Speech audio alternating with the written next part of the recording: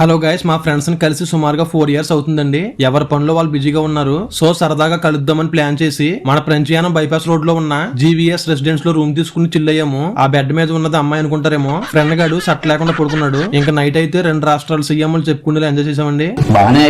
Like మా college days ని గుర్తు తెచ్చుకుంటూ చాలా మంది ఫ్రెండ్స్ కి ఇంకా సార్స్ కూడా వీడియో కాల్ చేసి చుక్కలు చూపించారు మన వాళ్ళు. నైట్ ఐస్ క్రీమ్ కోసం అయితే బీచ్ రోడ్ లో తిరగని ప్లేస్ లేదండి. ఫైనల్ గా దొరికింది. నెక్స్ట్ డే అన్ని సర్దుకుని బయలుదేరాము. ఆ ఎండలు ఏంటయ్యా బాబు, మా అమలాపురంతో పోల్చుకుంటే యానంలో చాలా దారుణంగా ఉందని టెంపరేచర్. హనుమంతుల వరకు ఒక లైక్ వేసుకోండి. మొన్న సంక్రాంతి టైంలో వచ్చినప్పుడు కడుతున్నారు, ఇప్పుడైతే ఓపెన్ చేస్తారు. ఎక్సలెంట్ గా ఉంది విగ్రహం. పనిలో పని మా కాలేజీని కూడా చూసేయండి. Srinivasa institute of engineering and technology.